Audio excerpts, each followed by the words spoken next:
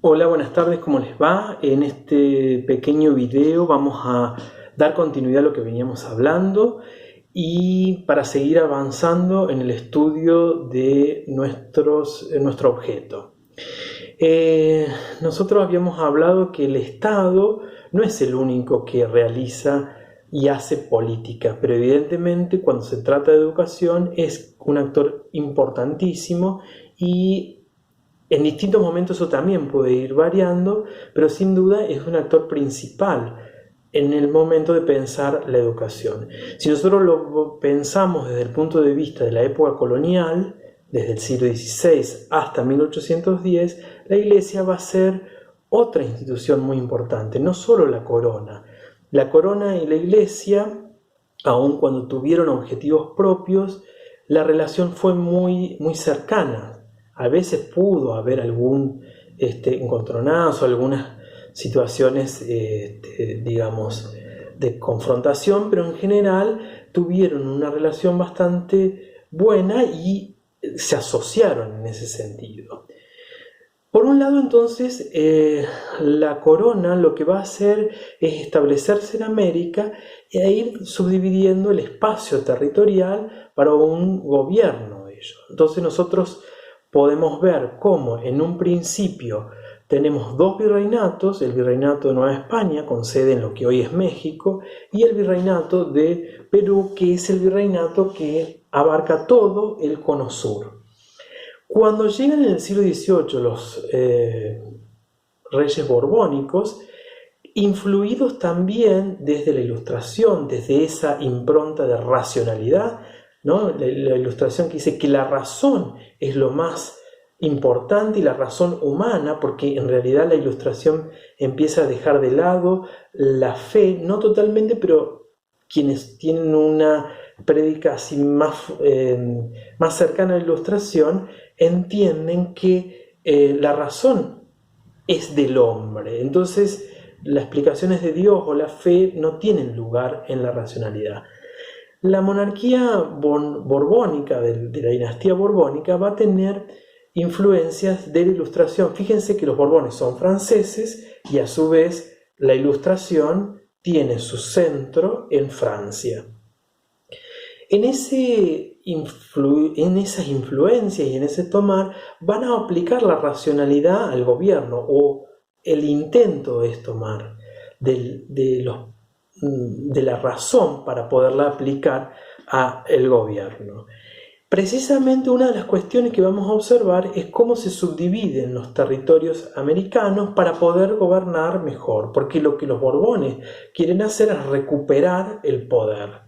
Porque en el siglo XVII los Habsburgo, los Austrias, los otros reyes habían perdido mucho poder y los criollos, es decir, aquellos nacidos en América, a diferencia de los que nacieron en España, los peninsulares, los españoles, habían empezado a tener cada vez más autonomía. Y esto es lo que los Borbones no querían.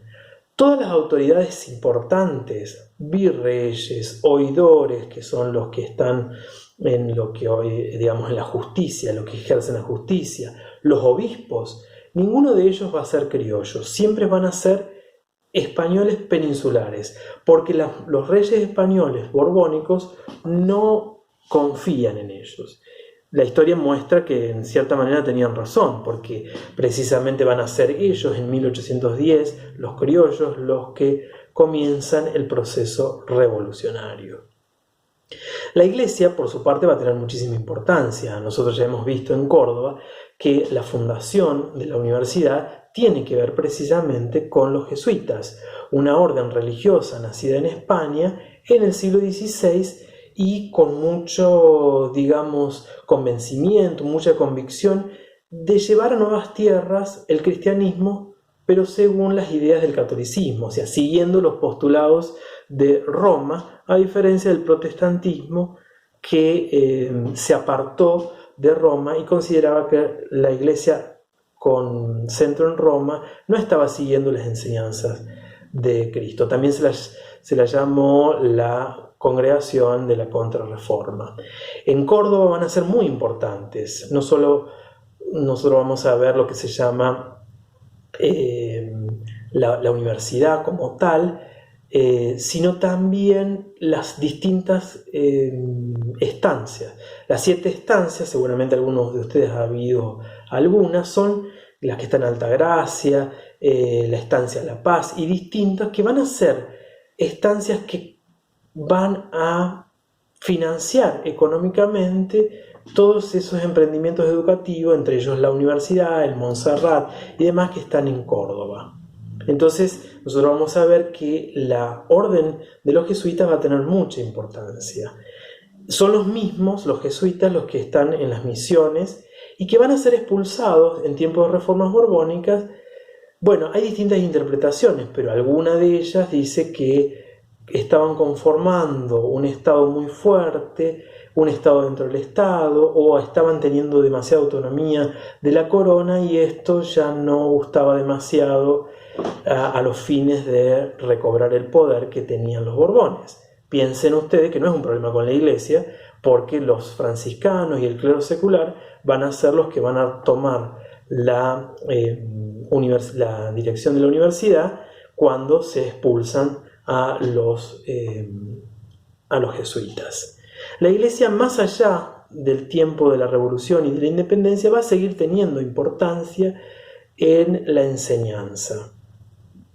Y acá viene otro punto. A partir de 1810, ¿qué comienza en 1810? Ahora estamos próximos a reconmemorar, van a aparecer en todos los medios todo esto de la Revolución de Mayo. ¿Qué es la Revolución? La Revolución comienza un camino que era dejar de lado el gobierno de España, y en eso estaban todos de acuerdo los criollos.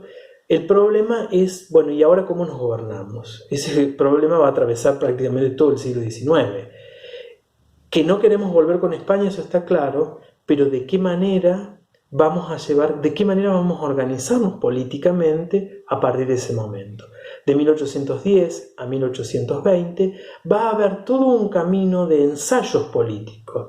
La primera junta, la junta grande, los triunviratos, el directorio que pasa a manos de una sola persona y demás. E incluso 6 años para decidir si vamos a independizarnos formalmente o no, y esta es una gran discusión. Algunos tienen un gran apuro para ello, otros no. Finalmente, en 1820, estas ideas políticas que desde Buenos Aires se pensaban, bueno, centralizar en Buenos Aires un gobierno para todas las provincias existentes, va a caer definitivamente en 1820. Entonces 1820 es una fecha muy importante, un año muy importante. ¿Por qué?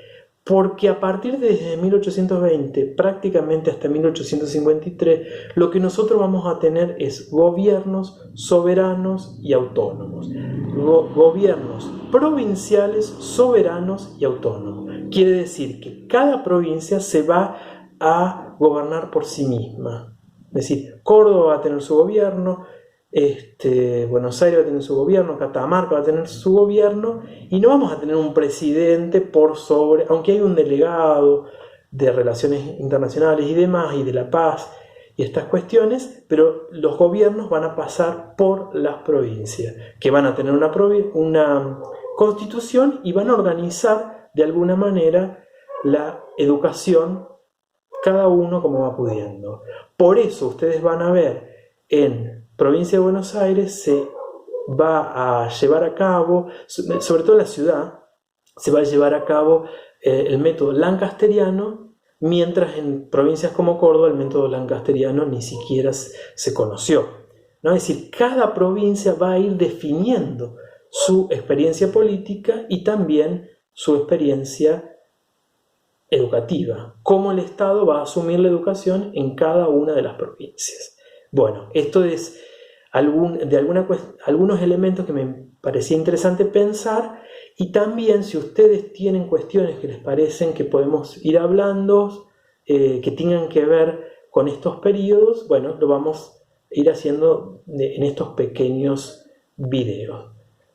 Seguimos adelante y espero que les guste la actividad y que se sumen con creatividad a esa radio que está propuesta en la actividad de esta semana. Gracias.